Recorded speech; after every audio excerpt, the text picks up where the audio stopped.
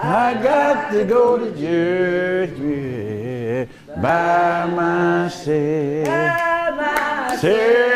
Lord. They call themselves the Mount Willing Quilters. We have donated quilts all around to those persons who are in need. It's a lost art that we're trying to bring back to the community. I don't know if the winters are getting colder or I'm getting older, maybe both, but more and more I like stories about quilts and quilters. And like all good quilts and quilters, this story will warm your heart. All the quilts are from Lowndes County, but they're from different communities. And we also have a food ministry where we have a mobile pantry that we get from the Montgomery Area Food Bank.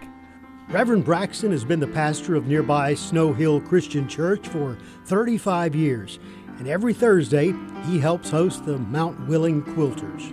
The joy that they have of their history, their struggles. This past weekend we did the therapeutic foster children.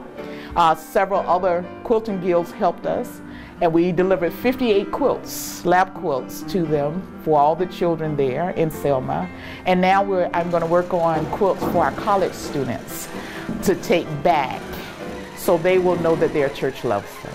I'm originally from Birmingham. My father's family is here, the Thomas family is in Hangle. But I came and wondered why God was sending me to these woods.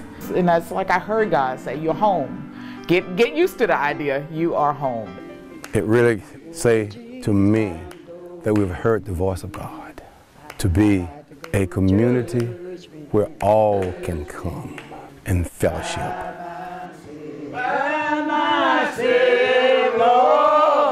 That's how it is with quilts. They bring people together and make you feel at home.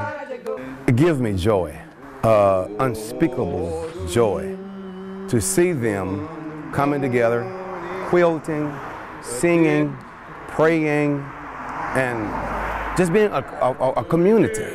I enjoy being down here. I'm home. It's like my spirit has found a resting place here. Mary mentioned to us the story behind the story of each quilt. It's a story of struggles and history and joy.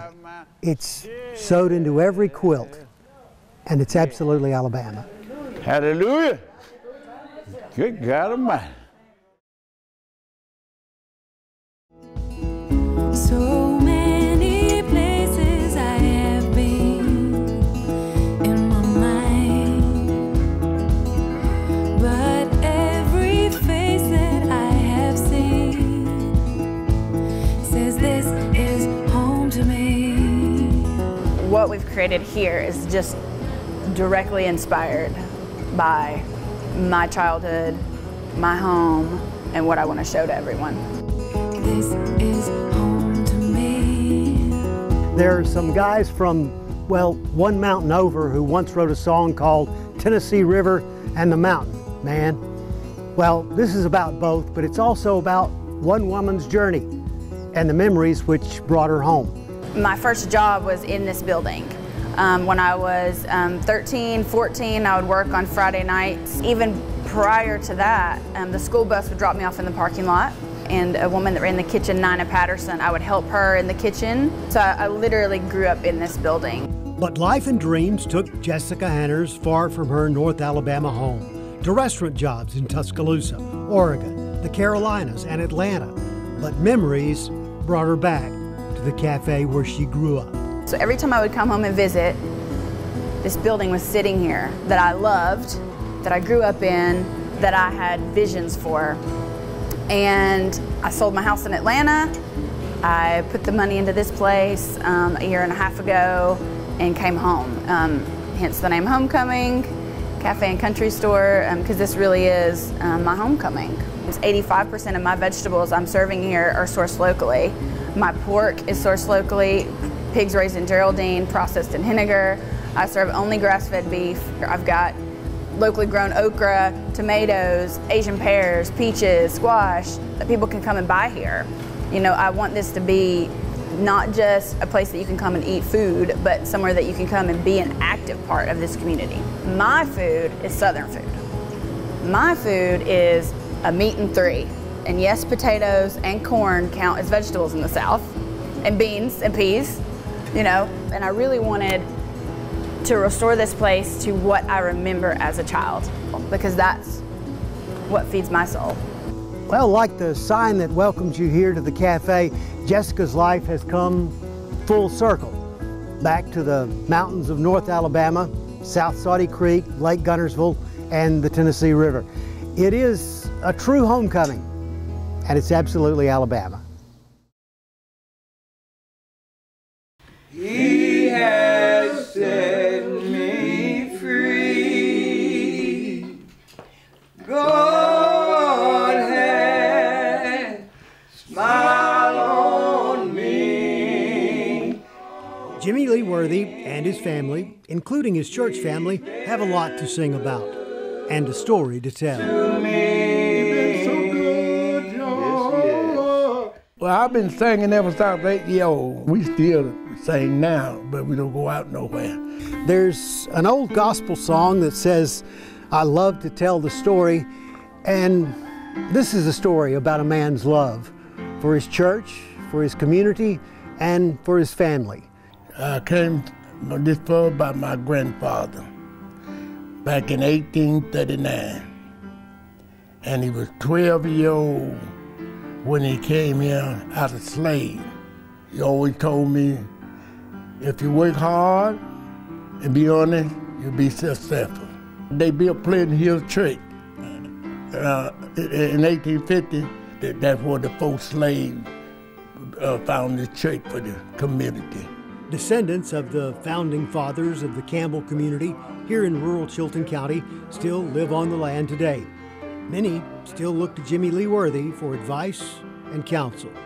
He about the honest man around here. Knows something about everything. And him and his wife both. They people that you can, rely on. Mr. Worthy has always led by example. When I was 25 years old, I went to California. Our law, our farm, we used to raise 18, 20 bales of cotton, and I was working it on public job.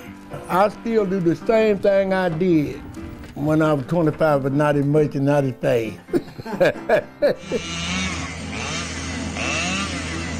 I got a log truck.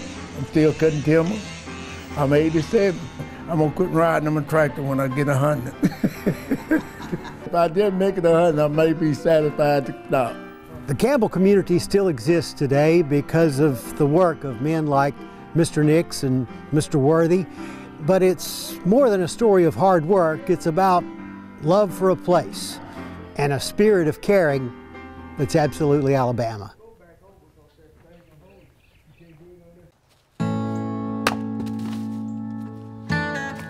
America was kind of built with these tools. There were a lot of farmers for a long time, a lot of frontiersmen, that if they had one tool, it was an axe. It was a versatile tool that helped people survive and get by when you didn't have a lot else. And that still rings true today. If there's one thing that a man kind of needs to keep in his truck for all occasions, it's a good axe. Chris Richardson grew up in Decatur, went to work at an advertising agency in Birmingham after college, but wood was in his blood. I've always had an attraction to wood, and just over the years started accumulating lots of firewood.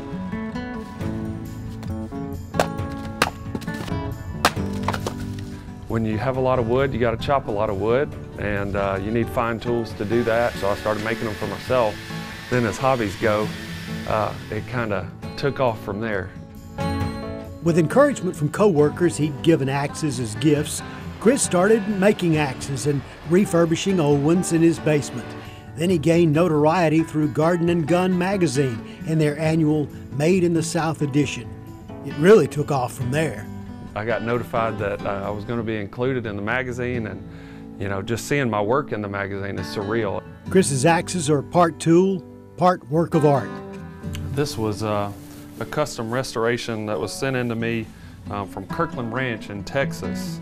And this is going to be on display at their ranch, and it's just a big, beautiful double bit that was in remarkably good shape when I received it, and so was able to do a really beautiful job of bringing that one back to life. There's a reason these things are still around.